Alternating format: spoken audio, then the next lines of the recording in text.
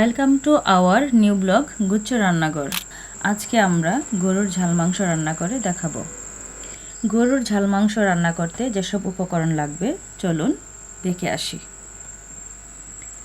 এখানে আমরা গরুর মাংস নিয়েছি 500 গ্রাম, পেঁয়াজ কুচি 2 কাপ, ধনিয়ার গুঁড়া 2.5 চামচ, মরিচের গুঁড়া 2 চামচ, জিরা 1 চামচ, মহুরি 1 চামচ, হলুদ 1/2 চামচ, লবণ 1.5 চামচ, তেজপাতা 3টি, দারচিনির টুকরো 4টি, এলাচ 5টি, পেঁয়াজ বাটা 4 চামচ, আদা বাটা 1.5 চামচ, রসুন বাটা 2 চামচ, 6টি মরিচ টুকরো, আর এখানে আছে অল্প জয়ত্রী। দেখে আসলাম আমাদের উপকরণগুলো। এখন আমরা গরুর মাংসটা ঢেলে এটাতে সবগুলো মশলা মিক্সড করে নেব। প্রথমে দিয়ে দিচ্ছি ধনিয়ার গুঁড়ো, মরিচের গুঁড়ো, জিরার গুঁড়ো, মহুরি, হলুদ, লবণ। এগুলো আমরা মিক্সড করে নেব। সামান্য পরিমাণ তেল দিয়ে এটাকে মাখিয়ে রেখে দেব 2 মিনিট।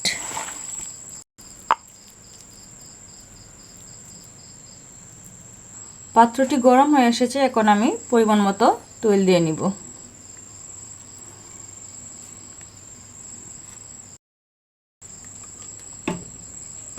এখন আমরা দিয়ে দিব গরম মশলাগুলো, এলাচ, তেজপাতা, দারুচিনির টুকরো।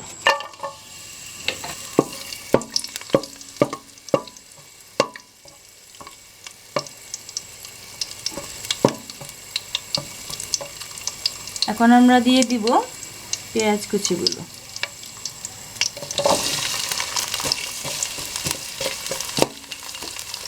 এগুলো আমরা ব্রাউন কালার করে ভেজে নিব।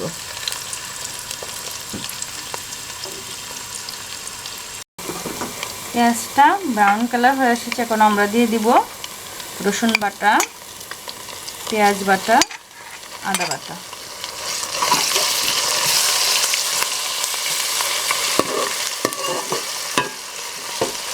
এখন দিয়ে দিব মশলা মাখিয়ে রাখা গরুর মাংসটা।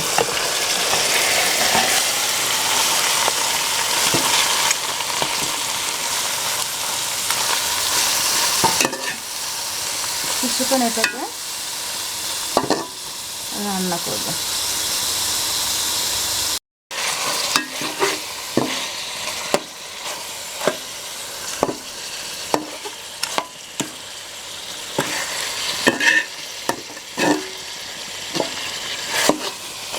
তেলটা উঠে এসেছে, মাংসটা কষা হয়েছে, এখন আমরা গরম পানি দিয়ে দিব।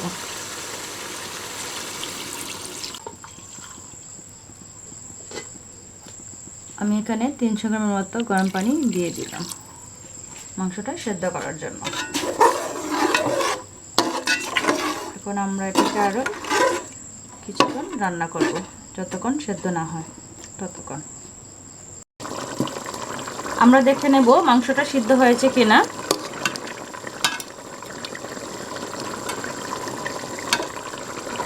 মাংসটা সিদ্ধ হয়নি, কিছুক্ষণ সিদ্ধ করতে হবে।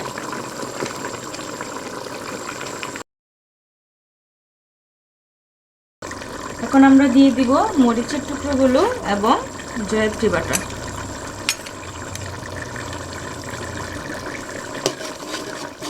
কিছুক্ষণ রান্না করব।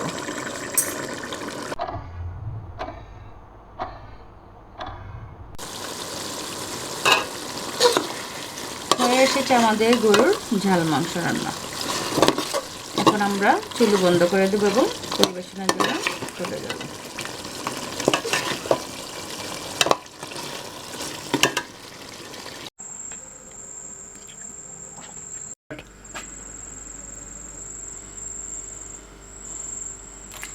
কেমন হলো আমাদের রান্না? ভালো লাগলে অবশ্যই লাইক করবেন এবং রান্না করে খাবেন।